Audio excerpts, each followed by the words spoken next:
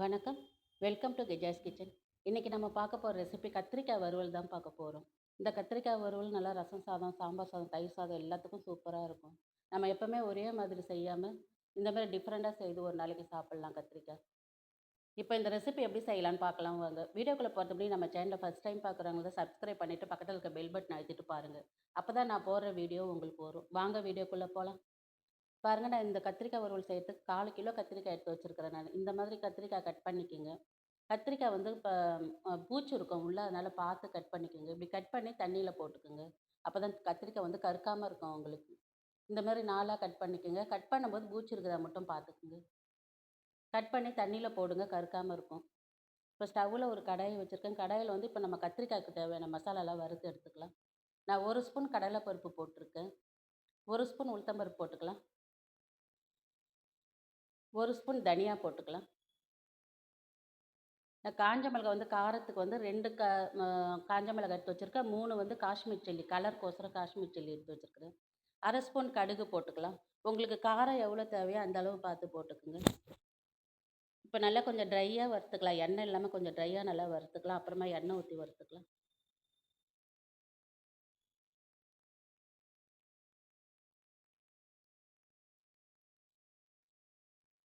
பாருங்க, இப்போ வந்து 1 ஸ்பூன் எண்ணெய் ஊற்றிக்கிங்க. எண்ணெய் ஊற்றி நல்லா கொஞ்சம் கடலைப்பருப்பு, உளுத்தம் பருப்புலாம் கொஞ்சம் நல்லா செவக்கிற அளவுக்கு வறுத்துக்கலாம்.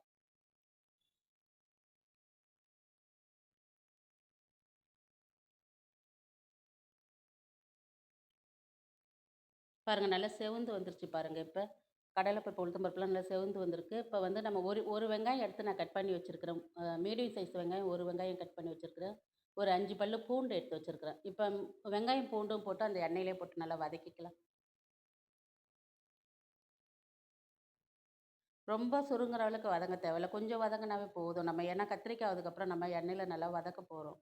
அதனால கொஞ்சம் வதங்குனா போதும். இப்ப வதங்கிடுச்சு பாருங்க. எடுத்து ஆற வச்சுக்கலாம். ஆற வச்சு மிக்ஸியில போட்டு பவுடரா அரைச்சுக்கலாம் நம்ம. பாருங்க, நல்லா ஆறிடுச்சு. நான் மிக்ஸி ஜார்ல போட்டு வச்சிருக்கேன். இதில வந்து உப்பு போட்டுக்கிறேன். நான் 1 ஸ்பூன் கல் உப்பு போடுறேன். நீங்க உங்க டேஸ்ட்டுக்கு ஏத்த மாரி பார்த்து போட்டுக்கங்க. 1/4 ஸ்பூன் மஞ்சத்தூள் போட்டுக்கலாம். நீங்க இதில ஒரு தேங்காய் பத்த கூட அரைச்சுக்கங்க. ஒரு கொஞ்சமா ஒரு துருவுன தேங்காய் ஒரு 1/4 கப்பு வச்சு நீங்க அரைச்சு எடுத்துக்கங்க. இப்ப பாருங்க, கொஞ்சம் கொர கொரன்னு அரைச்சுங்க. ரொம்ப நைஸா அரைக்காதீங்க. கொஞ்சம் கர கரன்னு அரைச்சுக்குங்க. இப்ப நம்ம கத்திரிக்காய் கட் பண்ணி வச்சிருக்கோம் பாருங்களேன். இந்த மசாலா அரைச்சு வச்சிருக்கோம் பாருங்க. எடுத்து அந்த கத்திரிக்காய வச்சுக்கங்க.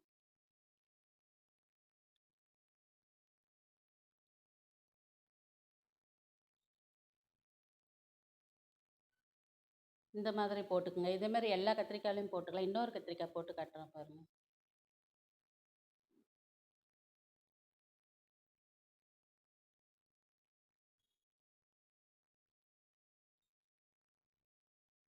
பாருங்க, இன்னொரு கத்திரிக்காயும் போட்டாச்சு. இதே மாரி எல்லா கத்திரிக்காயும் போட்டு பார்க்கலாம். பாருங்க, எல்லா கத்திரிக்காயும் போட்டு வச்சிருக்கேன் பாருங்க. இப்போ வந்து ஸ்டவ்வுல வந்து இப்ப நம்ம அதே கடாய வச்சு எண்ணெய் ஒரு 3 ஸ்பூன் எண்ணெய் ஊத்தி வச்சிருக்கிறேன் கடாயில நானு. இப்ப இதுல ஒரு 1/2 ஸ்பூன் கடுகு உளுத்தம் பருப்பு போட்டுக்கலாம். எண்ணெய் நல்லா காஞ்சதும் 1/2 ஸ்பூன் கடுகு உளுத்தம் பருப்பு போட்டுக்கலாம். ஒரு 1/4 ஸ்பூன் ஜீரகம் போட்டுக்கலாம்.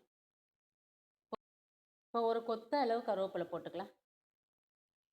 இப்ப நல்லா பொரியட்டும். கருவேப்பிலை, கடுகு உளுத்தம் பருப்புலாம் நல்லா பொரிஞ்சு வரட்டும்.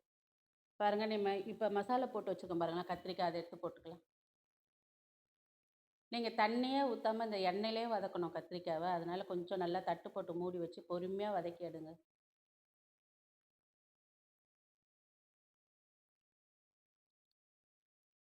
நல்லா இந்த கலர் மாறுற வரைக்கும் நல்லா வதக்கிட்டு, அதுக்கப்புறம் தட்டு போட்டு மூடிக்கலாம். பாருங்க, நல்லா வதக்கிட்டேன் பாருங்க. இப்ப நல்லா கிளறிட்டு மறுபடியும் தட்டு போட்டு மூடி வச்சு ஒரு 5 நிமிஷம், 6 நிமிஷம் நல்லா வதங்கட்டும் கத்திரிக்காய். நல்லா வேகுற அளவுக்கு வதக்குங்க. கத்திரிக்காய் வேகுற அளவுக்கு நல்லா வதக்கி வச்சுக்கோங்க. இப்ப கத்திரிக்காய் நல்லா வெந்துருச்சு. இப்ப கத்திரிக்காய் ரெடி ஆயிடுச்சு பாருங்க. ரொம்ப சூப்பரா இருக்கும் அந்த கத்திரிக்காய். இந்த மாதிரி நீங்களும் செய்து பாருங்க. இதோட அளவுலாம் நான் ஐபட்ல குடுக்குறேன் பார்த்துக்குங்க. இதே மாரி நீங்களும் செய்து பாருங்க உங்க வீட்ல. இந்த வீடியோ புடிச்சிருந்தா லைக் பண்ணுங்க, ஷேர் பண்ணுங்க, கமெண்ட் பண்ணுங்க, சப்ஸ்கிரைப் பண்ணுங்க. அப்படியே இந்த வீடியோ உங்க ஃப்ரெண்ட்ஸ் அண்ட் ஃபேமிலிக்கு ஷேர் பண்ணுங்க. வீடியோ புடிச்சிருந்தா ஒரு லைக் பண்ணுங்க. லைக் பண்ண மறக்காதீங்க. வணக்கம்.